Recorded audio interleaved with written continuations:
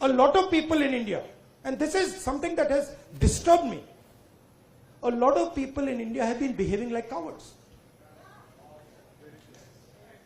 So many people. They've been behaving like cowards against this cowardly force. Now I can understand if you are fighting the British Empire and suddenly you say, I'm feeling a bit scared. But you're fighting a bunch of jokers. How can you feel scared?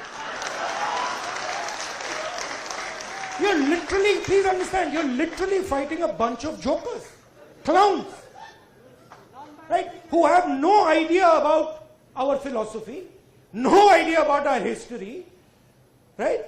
They're a bunch of clowns. Now, I couldn't say this. I can naturally say this about my friends in the RSS. It's obvious to me. In fact, it's obvious to most people that these people have no understanding of India. Right? Why? Because somebody who cannot connect with India as it is today cannot understand India. To understand India, you can't understand India 3,000 years ago. You have to understand it today, right now. And to understand it today, the only way to understand it today is if you understand its expression. These people, please watch them. I'll show you. Sandeep, can you give me an order?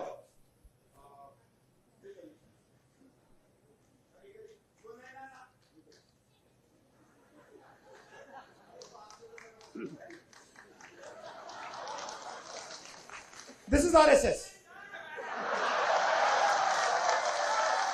This is रचनात्मक कांग्रेस. एक और order दो भाई. हाथ मिलाने का order दे दो. चलो सिंपल कर देते हैं. Friendly gesture. हाथ मिलाने का ऑर्डर कर देते हैं. हाथ मिलाने का ऑर्डर दो. Our job is very simple. And we can drive them crazy. इनको हम मतलब पागल कर देंगे. मैं आपको बता रहा हूं, नरेंद्र मोदी रात को नहीं सोता है.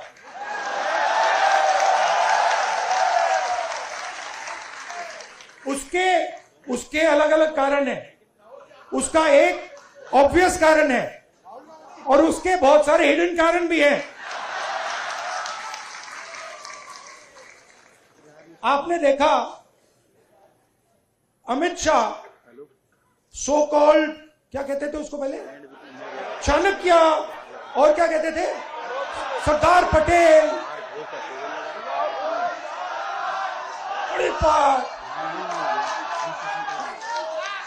Where has he disappeared?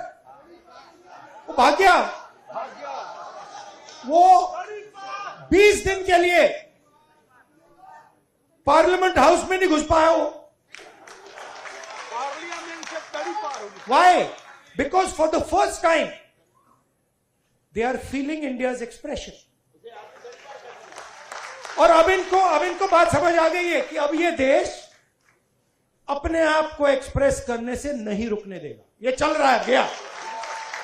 और आपको अपना छोटा सा मतलब आरएसएस का ऑर्डर क्रिएट करना है, क्रिएट कर दो, उठा के तोड़ के फेंक देगा. उसका एक तरीका है, मोहब्बत की दुकान है. वही बेसिकली वही कह रहा हूं. वो कह रहे हैं, देखिए, आइए संदीप से फिर से आपको डिस्टर्ब करता हूं. अब आप मुझे एक ऑर्डर दीजिए.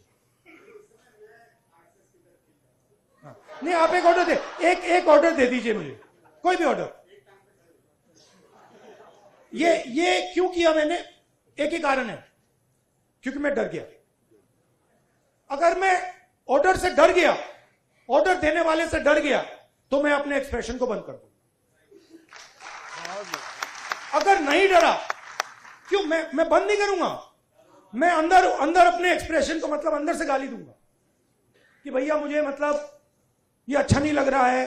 But that is a expression of fear. That is cowardice. Just come, stand here. Now do that RSS salute. That one, how do you do it? Just do it. Just do it. Just do the RSS salute. See, they're not taking the order. Right? But this is what that structure looks like. This is what the RSS looks like mentally, conceptually. Now let me show you the Congress. Let me show you. No, they are now suddenly they became the Congress. See? So these people, what have they done? What is the magic trick? The RSS has been utilized, has been captured and been utilized by large capital. Okay? Please understand, large capital, Mr. Ambani, Mr. Adani, these guys have captured the RSS. The RSS ceased to exist long ago. What was the RSS?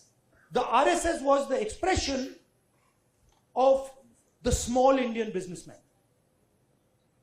Goldsmith, jeweler, Banya, that was the RSS. That died. It's gone. Today the RSS is an instrument of Mr. Adani.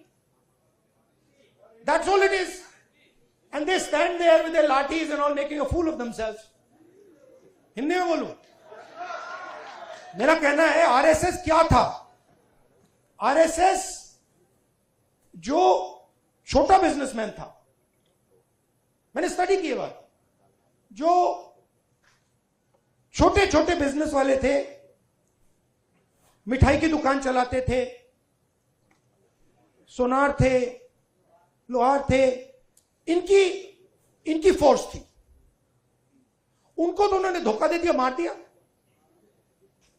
वो तो सब मर गए। RSS ने demonetisation कर दिया, GST कर दी और अपने ही लोगों को धोखा दे दिया, खत्म कर दिया। उसके बाद क्या हुआ? शुरुआत कैसे हुई? शुरुआत वाजपेयी जी के टाइम में प्रमोद महाजन ने की। कैपिटल इंजेक्शन को आरएसएस के अंदर उसने डाला, पहला फर्स्ट स्टेप। और second step Narendra Modi. Final corporatisation of RSS और Narendra Modi. It's obvious. RSS as original force is dead. We are not fighting, they finish, they gone. Now RSS is a instrument of large capital. They are servants of Mr. Adani, just like Mr. Modi is servant of Mr. Adani. Now, what is our problem?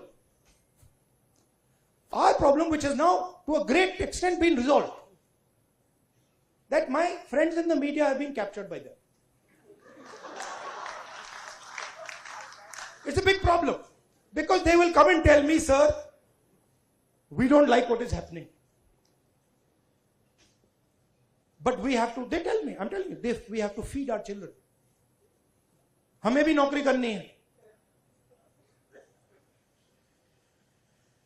मेरे मतलब वो prime minister house के सामने police वाला है, मेरे कान में whisper कर रहे हैं, भैया इनको हटाइए, आप यहां से इनको हटाइए.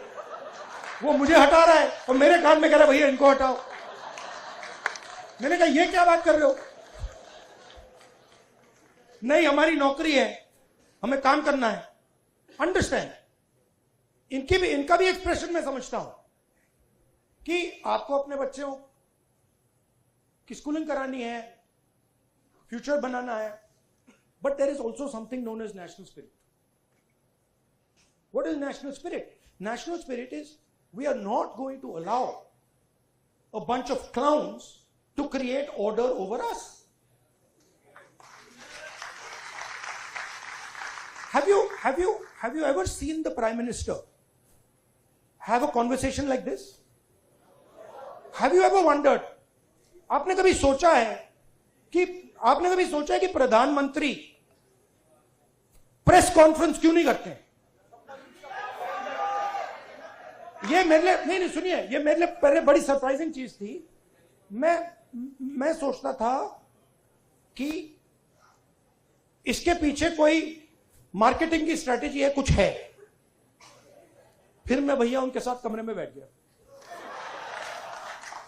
5 मिनट और बात समझ आ गई, भाई ये तो जा ही नहीं सकता मीडिया के सामने. ये तो वहीं का वहीं 5 मिनट में खत्म हो जाएगा. रियलिटी, मैं आपको रियलिटी बता रहा हूं. रचनात्मक कांग्रेस का मतलब क्या है आपको एक्सप्रेस करना है? आपने एलजीबीटी की बात की, आपने आदिवासियों की बात की। एक्सप्रेशन को दबाना नहीं है, कोई भी हो।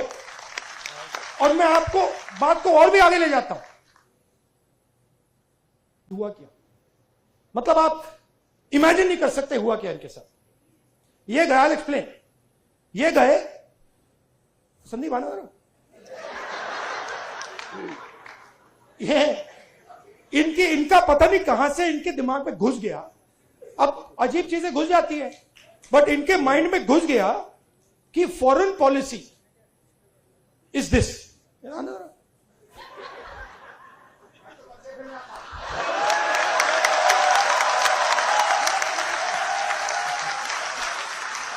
अब पता नहीं किसने डाला, कहां से घुसा कि भाई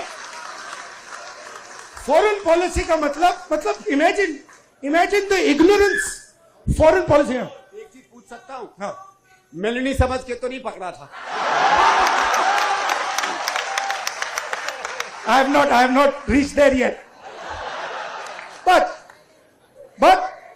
पता नहीं कहां से घुस गया कि फॉरेन पॉलिसी का मतलब नेताओं से गले लगना।